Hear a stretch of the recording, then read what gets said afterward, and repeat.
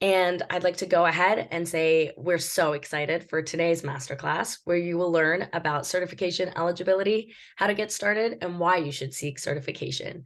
Liz here is a business development consultant, and she's helped women, minorities, veterans, and more win new business. So thank you and welcome, Liz. Great, thank you so much. So I do have a couple of slides. I see we have one person, so happy to use the slides. I see that you're recording this. Are you going to, is this gonna go out somewhere? So I should continue to use the slides or should we just chat? Yeah, the slides would be helpful. There's a couple attendees that weren't able to come today, so I said I would send them a recording of this. Okay, great. All right, good. Then I will start at the beginning. But you will get, well, actually I'm starting at the end. This is the end of it. So let me just go here and then start it. Okay. All right. Okay. So this is what I mostly talk about is leveling up with your certification and, three things you need to know to actually make the most of your certification. But we'll start with what is certification? Why is it important? Because I think that's something that a lot of people wonder about. Should I get certified? And part of the answer to that question is going to be in what I'm talking about in terms of getting to know your target market. So we will get there. But first, I want to talk a little bit. So this is pictures of me at the WeBank conference. For so long, we were not going out to events. We weren't doing any networking. People's business development, people were really struggling with business development. My clients were, and people were coming to me saying, how do I make connections when we are not in person? So one of the beautiful things is, while you'll see all these pictures, we are obviously together in person, but the way I connected with all of the people here, the way I stayed connected with them was via Zooms, via virtual events.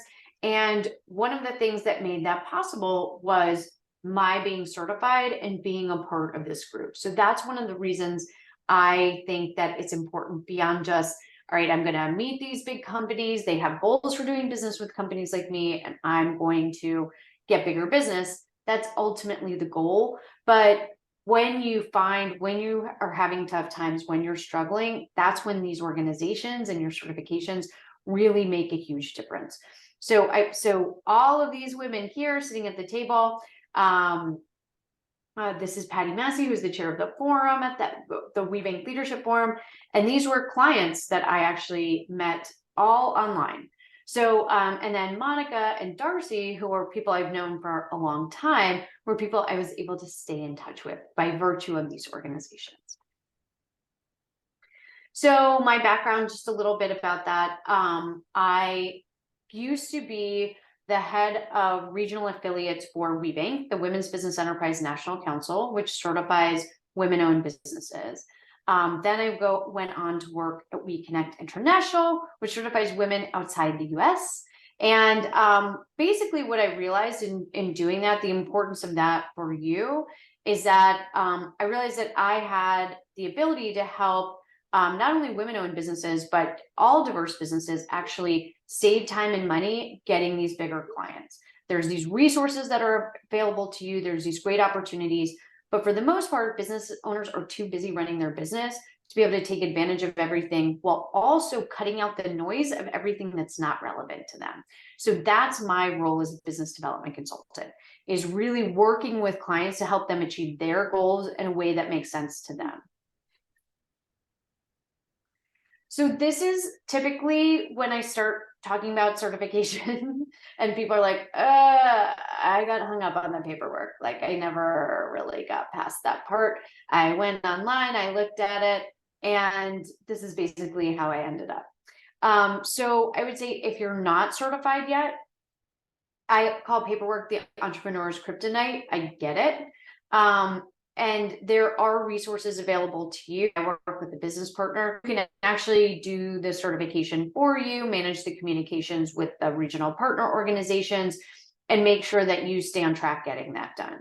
So there's what I would also say is that if it's if your company is just you, if you are 100% diverse owned, you can probably take care of this on your own if there's nothing, nothing standing out there like a silent investor or something like that, which might be a little tricky. Because what the certification is looking for is that diverse person, so a woman, someone from the LGBTQ community, MBE, so a minority owned business or a veteran owned business, or if someone with a disability owns their company 51% or more. And so they're not just looking at the ownership, because that would be easy enough to generate from just paperwork. The certification process is looking at whether or not that person or people have the ability to make unilateral business decisions. So again, with 100% owners of these companies, it's fairly straightforward. But if you have anything tricky, then I can certainly talk about that. I can talk about, happy to connect you with my business partner who can help answer any questions and make sure your application is done right the first time. So this is really what's entailed with the certification process. It's paperwork, getting your paperwork in order, checking it off the list, submitting it in. There are fees for the certification. They vary depending on where you're located. I'm located in the DC area, so it's at $350 for the year for WeBank certification. It's slightly cheaper for the minority owned business certification. And if you're looking at other certifications like the LGBT or disability in certifications, they actually can use your other certifications. So there's a strategy for, okay, do I want to get just one? Do I need all of them? Where should I start? So that's something, again, happy to talk to you with, your particular situation. And for Lowe's on the call right now, I'll leave plenty of time for questions at the end. So the first things that you want to know in terms of your certification is this what your target market wants? So if your target market is within the supplier diversity community, then it probably makes sense to get certified. So what does that mean? The corporations involved in the supplier diversity community are Fortune 500 companies, but then there's also their prime contractors who do business with them. And then the community of business owners that are doing business with big corporations, right? What I found when I started my company was that I was going to a lot of networking business events, like anything that had women in it, somebody sent my way because I was a woman business owner. And what I found was that there were some events and organizations that were very good for me because there were my target market there that could, was ready to pay my fees. There were other ones where I was more of in a mentor role, right? Where I was doing more mentorship and that kind of thing. And then there was others where it just wasn't going to be like a lot of the BNI groups or things like that, where it's really valuable for other people in their businesses. It was not as valuable for me because I was meeting people, like half the people there wouldn't even qualify for the certifications that I work with. So that's a really important part of it. So we're going to talk about that. We're going to talk about differentiating yourself and then how the certification can help you think locally and act globally. So you'll see here, this comes from Diversity Masterminds, which is, I do business development consulting. That's my overarching brand. And one of the courses I offer is Diversity Masterminds, which takes you through not only these steps, but a full suite of 8 steps that'll help you make the most of your certification. So this is just a small part of that course. So getting to know your target market. One of the things about certification that I like to put forward, whether you're certified or not, whether you're thinking about getting certified, is that the beauty of the certification and the supplier diversity network is that there are people there working at these big corporations who are advocates for you. So if you have one client that's asked you to get certified and you're like, well, I'll get certified for this client, but I don't really get it. Or if you're doing business with, if you haven't yet done business with a big corporation, navigating these new procurement, these big procurement organizations can be challenging. So having an advocate on your side is great. But a lot of people think that what happens, and there's like this myth out there that, okay, I've gotten certified, here's the supplier diversity advocate, I'm going to introduce myself to them. I'm going to tell them what they do. And then it's their job to introduce me to people in the other organizations. And then I'll just take it from there. While that would be nice, in reality, the supplier diversity person's job looks more like this, right? They've got a ton of unread emails. They're traveling all the time to different local and national events to meet different suppliers. And they may be looking for completely different suppliers that are in your industry. They might not even know where to connect you just yet. So the reality of supplier diversity is not like I meet you, you connect me, so much as let's build a relationship and see how you can be an advocate for me as I approach business development with your large organization, because you can't know too many people there if you're trying to get in for the first time. Now, that's also relevant if you're already doing business with big corporations, right? So this is a term, supplier diversity is the overarching term for this network, this community of people whose job it is to look for diverse owned businesses and get them into their big company supply chains. You might hear supplier diversity and inclusion.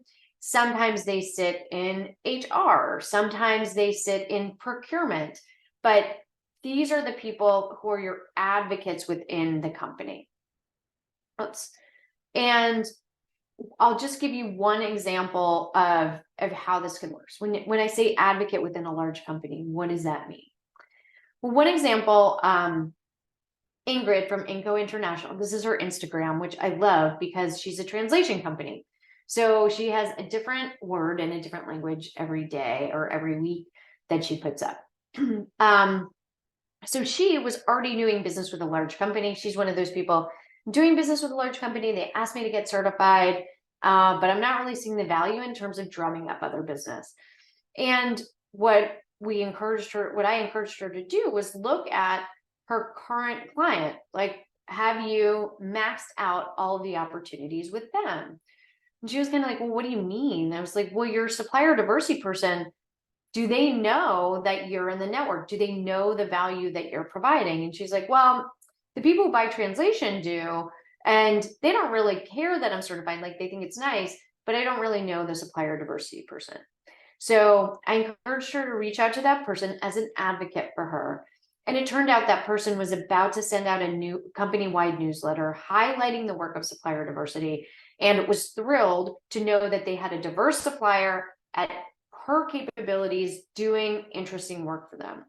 In getting highlighted by the supplier diversity person, she was able to generate more business than she had had initially, even before that.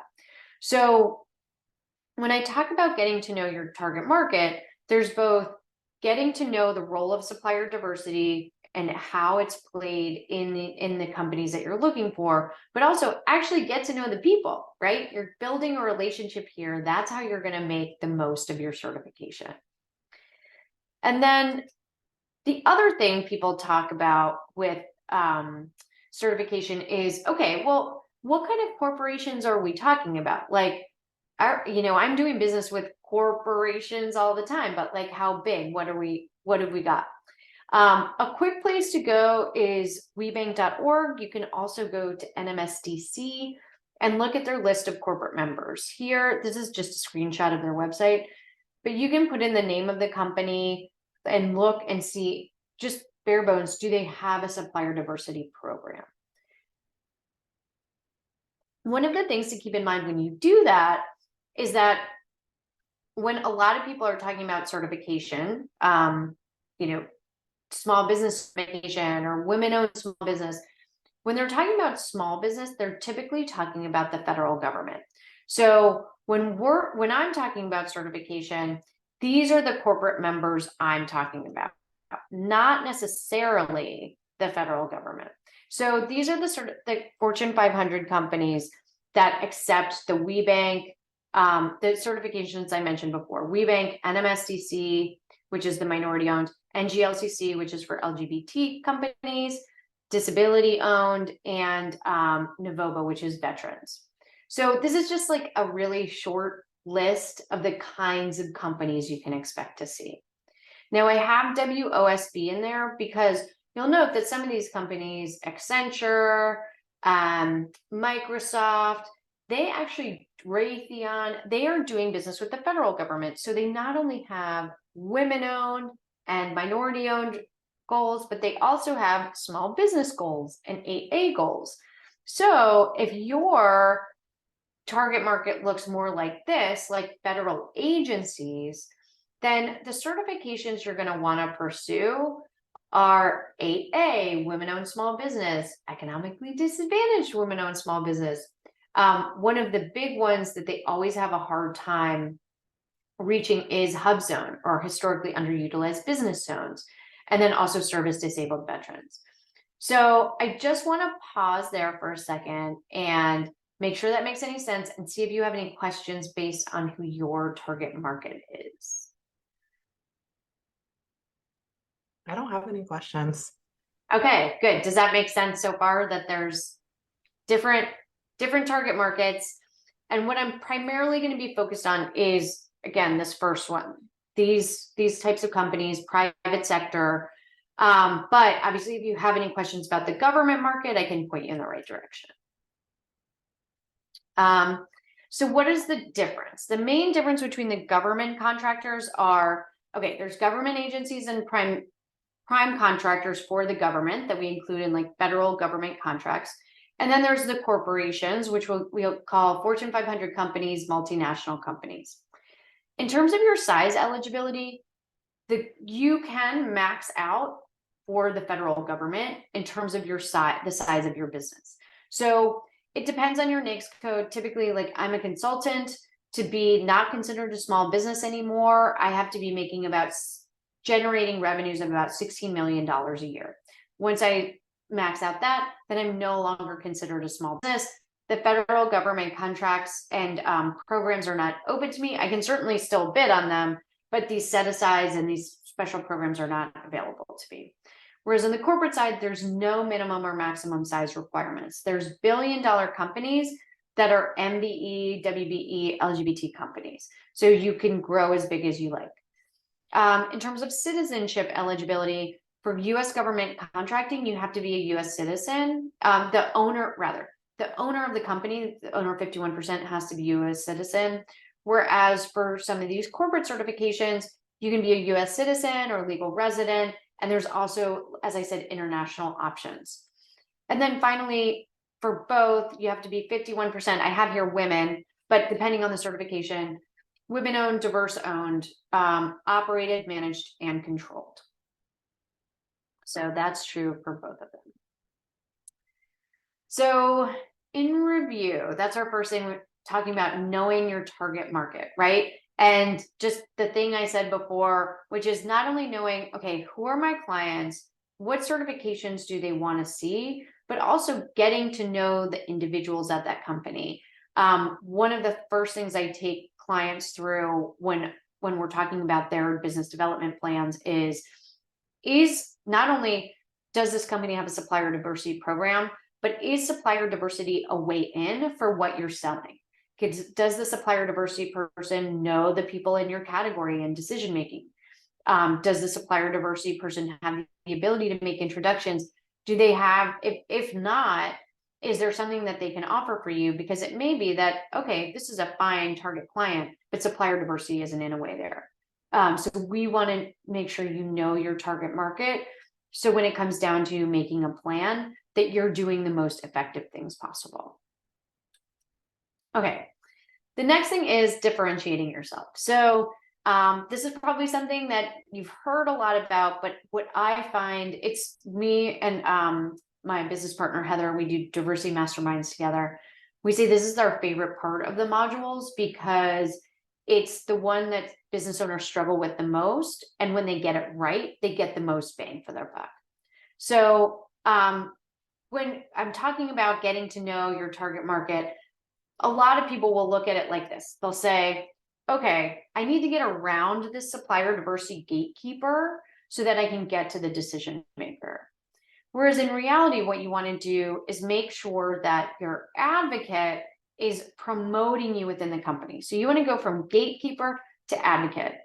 But you can't do that if they don't understand what you do or where you fit into the supply chain or how to help you, how they can help you. So the key to that is having a great differentiator. I do come across many companies that have like very specialized niches within these, but for the most part, they're buying a lot, these companies are buying a lot of things, and there might be a lot of competition in terms of what they buy. So I think I always recommend that people go narrow to then go broad. When you approach one of these companies and are like, I can do everything A to Z, what that means to them is that I still don't really understand when I'm supposed to call you, right? Like, I assume you can't handle all my marketing needs the way a major agency could, but I do need to know when I can call you. Like when the copywriting is wrong on our brochure that's supposed to go out tomorrow, do I call you then? Can you reprint it really fast? Or do I call you when the major agency is providing me with something and you can help me proofread it? Like when did they call you? So there's a couple of different tips for making that really clear. One is this is how you make it easy. You talk about the problem you solve, the benefit to the company, and your solution, right? So if they have a problem of turnover and your solution is like employee engagement, then you want to say, this is a problem you have. You have a problem with turnover. The benefit of not having turnover is you're going to save money to the company. It's going to cost you less. You're going to have more productive employees. So my solution is to provide these employee engagement trainings, right? That's how you can think about the problem, the benefit, and the solution. What I hear a lot of people saying is, this is my company. I started at this time. We're small women-owned business, right? And at that point, it's like, you've not differentiated yourself at all within this space, right? Everyone they're talking to is pretty much the same. The only thing that differentiates you is how long you've been in business. So these are some ways to think about how you can differentiate yourself. And not only saying these things like cost savings, we take data insights and turn them into action. We help you with talent retention. Not only saying that, but providing some backup, some numbers, some statistics that will let them know, okay, how do you really accomplish that? Or what is your past performance in this space? So any of these things is going to be something that corporations are looking for, that if they can, you write your advocate who's holding you up and promoting you to other people in the company, if they can then take what you give them and say, this person's going to give us cost savings, this company can mitigate our risk, this company is going to make sure that we have a competitive advantage when we go after proposals. These are all things that are going to make them perk up and think, okay, this gives me a reason to stick my neck out there for this company, right? Because another thing to know about these companies is that they're really, most of their procurement departments, when they're thinking about buying and selling things, for the most part, they're not thinking about, okay, how can I make the best social impact with this purchase, right? They're thinking about, how can we mitigate our risk? How can we save money? So the fact that they're even talking to a diverse supplier, that's already our social impact. We do these things, we do these educational things, we do these outreach events. But when it comes down to writing the checks, what they want to know is that you can do one of these things or that there's a benefit to them and what the numbers are around that. And if you can get that far, you will differentiate yourself from 9 out of 10 suppliers. So if you're thinking about your next event, you want to make I'm like, if you're thinking about your next event, this is how, so one of the things they do is matchmakers. So there's a lot of matchmaker meetings. I just went to, again, because I'm certified, I went to a bunch of meetings. I had meetings with 5 different companies, 2 government agencies, because I was put in the list of companies that were willing to meet with them. And I went through and I chose the companies that were looking for educational programs. Because you might think, well, okay, well, what do you sell to a corporation? what I sell are these trainings, right? Trainings for their suppliers to make their suppliers more informed. So I went and I met with AMC Networks. I met with Capital One. I met with Exim Bank. I talked to ADP. And I was able to do that because I was ready and prepared. I knew what they were looking for, but also I knew how to present what I'm doing for them. So the benefit that I provide to suppliers is that we're going to save you time and money. We're going to streamline your business development process. We're going to help you ultimately win bigger clients. The corporations don't care about that. What the corporations care about is what I say, that you're doing all this work. You're doing all this mentorship for companies. You're doing outreach. You're doing educational events when you need to be spending time with the companies that are ready to do business with you. So let us take that mentorship, that education off your hands so we can help you succeed, right? So again, it's the benefits for them. And then they might say, well, what benefits have the suppliers seen? And then we can go into that, like, okay, this, 100% of suppliers recommend our courses. Most people say they got more out of us working with us in an hour than they did in 2 years of being certified on their own. And so those kind of metrics, again, I can say people love it, right? Like, people like us, it's a good thing, like that's fine. But when I can say, these are the numbers we have from the people that we've trained, then that gives them a really good idea of, okay, I know what the benefits are. I know what your solution brings. And now let's have a longer conversation about it. At those matchmaking events, really the benefit is, the matchmaking is nice. It's certainly nice to get in front of them. But again, those aren't sales meetings. And a lot of people get that confused. It's really just an opportunity to build the relationship so they can bring you in again. Almost all of them ended the conversation with, okay, let's have a longer conversation about this at XYZ time. So you have to be really prepared to follow up, because no one meeting is going to be like, okay, I had one meeting with them and then I'm doing business with them. There are examples of that, but they are so few and far between. I hate to even put them out there. And so I can manage expectations. So that's the key part. If you know your target market and know your differentiators, you are going to be, again, ahead of most of the people that are leveraging their certification. And then finally, thinking globally and acting locally. So what does that mean in this context? There are a ton of opportunities available to you, even more so if you get certified by different organizations. So there are what are called RPO events, or the regional partner events, for all of the organizations, as well as national conferences. So the NMSDC just had their national conference in New Orleans. WeBank is having their national conference in March in Nashville. So there are national events, but then in between those, wherever you are in the country, or actually the world, there's going to be regional events based on, what your interests are, the corporations, what they need. So you want to be able to take advantage of all of that. There's also networking meetings, there's lunch and learns, there's expos, there's awards, there's also educational events, there's like scholarships and programs, all that are available to you. And so I say all that to say, many people, because it's a national certification, it's accepted nationally, they go right to the national organization. So I've seen a lot of people that are, and actually a lot of people come to me after this, they're like, I got certified, I went right to the national conference and I was super overwhelmed. And so I recommend the first thing, just like any other organization you would join, right, is meet the people, get involved locally, and figure out where you can give back to that organization, because all of the opportunities tend to filter down through the regional organizations.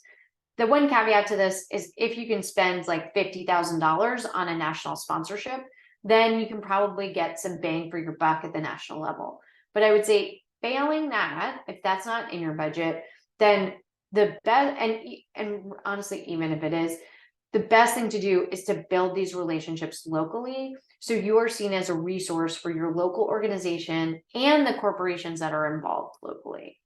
So how would you find that out? Basically, when you get certified, when you go to get certified, there's an organization that will help you through that process. And that's where you want to get to know them. So a lot of people look at them like, okay, I'm certified. Again, not unlike the supplier diversity people, like, okay, I'm certified by them. I did that. Now let me move on to these other people. Whereas those are the people where you can go and say, hey, I know there's a national conference coming up. Is there anything I should do? Or what events do you recommend that I do? How can I get involved? What do you really need? How can I give that back? And then on the flip side of that is there something that you'd like to see the regional partner organization offer that they're not offering? And can you be a part of that? Right? So those are the three main things. Getting to know your target clients. So you go to the national organizational website, you can build a list. So that's NMSDC, WeBank, NGLCC. Look at what corporations are sponsoring them. Are they companies that you would want to have on your target list? The second thing is to know your differentiators. And you might know them deep down in your heart, but make sure that your materials, especially your capability statement, which is a one-pager on what you do as a resume for your business, make sure that your capability statement reflects that. And the third thing, engage with the certification organization. So on the local level. So they are all different. They all have a very different set of events. They have a very different leadership. So you want to make sure you're meeting them where they are and providing something that's valuable to them. Now, when do you get help? So this is the other thing. So you're ready to go. You've got all the information you need. Like I said, this is information we give to our clients about how they get started. You know when you need to get help when, again, the paperwork is getting you down, right? I tried to fill this out. They're telling me that I have a bunch of errors, that I didn't do everything right. You know, how do I manage this, right?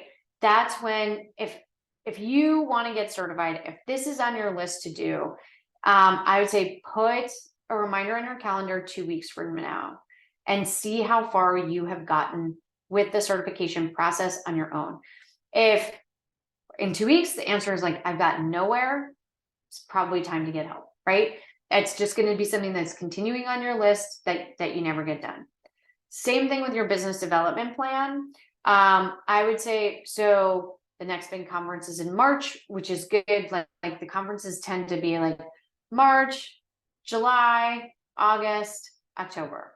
So those are good milestones. Like if you're going into March, whether or not you're going to the conference, but if you're going into March, like, okay, I've got a list of corporate targets. I've developed a relationship with my local organizations. I've gotten to know some of the supplier diversity people, then you're probably in good shape.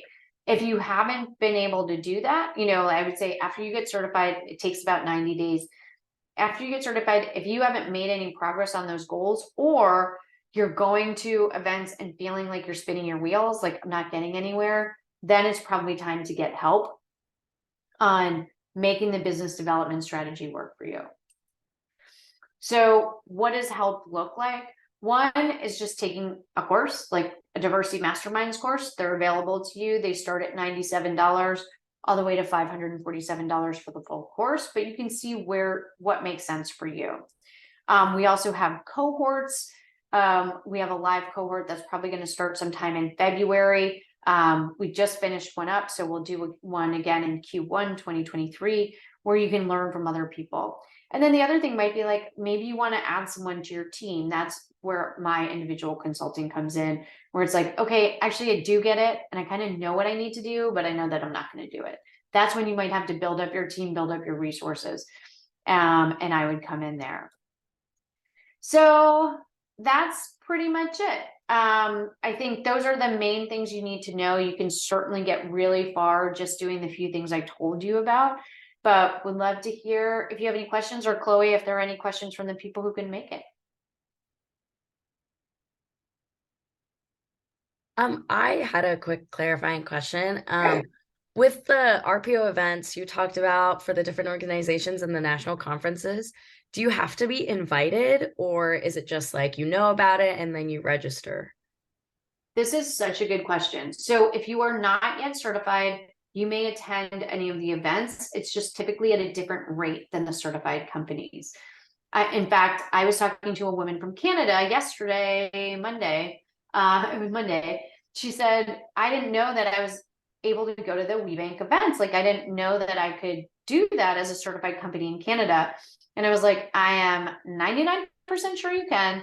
But I checked in and they're like, yeah, not only could you come to the events, but she's got access to everything and she pays the same rate as a US certified WBE. So, she was not getting those emails because she's not on the WeBank list, even though all of this is available to her, right?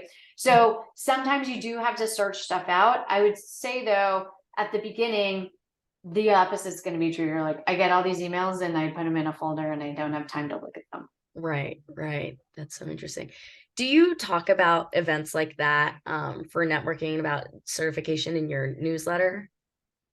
Yes. Yeah. Okay. In my newsletter, I have, events, the major events that are coming up, as well as some other ones that I think are good. Like, there's a couple of regional organizations that put on really good events that I'm happy to promote.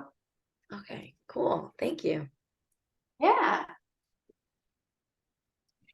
I don't have a question, more so a comment. So I work for an organization called Red F. We support small businesses, specifically employment social enterprises. And so for me, this was a really great insight into what business certifications can do. I hadn't known much about them, which is why I signed up. And so thank you for this introduction. I think it's really useful resource to have and to share with the businesses that we work with. Awesome. I'm glad. Yeah. And if, if I can be helpful, happy to talk to your group or to, answer any questions that your clients have, because that would be great. Absolutely. I've written down your contact info. Awesome. I love it. Oh, Chloe, you're muted. Thank you. Yeah, for anyone who's watching our recording, if there's a place that people can find you and connect with you online, Liz, I'll put that out there too. So people can also watch this later back, and I'm sure they'll be very interested in this masterclass. Yeah, yeah. And I'd love to talk about any questions, even if people are like, I don't know if I should get certified. I'm not a certification evangelist. I will tell you if I don't think it's going to work for you. Right. So happy to chat about that too. Yeah. In what instances would you think it like wouldn't work or isn't? So fewer than it used to be. Like about 10 years ago, I would probably say like if you're a consumer-based business, like, it's not that big a deal. Although increasingly, especially WeBank, more than anything else, they have a women-owned logo. They have a lot of they have like retail incubators. So they have a lot more resources and a women-owned directory. So a lot more resources for consumer-facing products that are women-owned. So that's changed a little bit. But I would say, like, if you have a restaurant and you don't do any catering for corporations and things like that, happy to chat about what might make sense. But I think that's probably, you don't need to be certified to, be like a Black-owned restaurant or a woman-owned bakery or what have you. The only thing again that would switch that would be if, but in our restaurant we sell this special olive oil and now we're marketing it and making a product out of it and want to sell it in stores. Then I would say, well, there's probably a case for you to get certified then. Okay, great. Thanks for that distinction. Lo, if you have any other questions or comments? No? Okay, well then, great. I'm gonna go ahead and thank you so much, Liz, for your time and leading this masterclass. It was fantastic and super informative. And thank you, Lo, for coming as well. Thank you. Thanks, Chloe. Yeah, of course. Have a good rest of your day. You too. Thanks, y'all. Bye. Take care.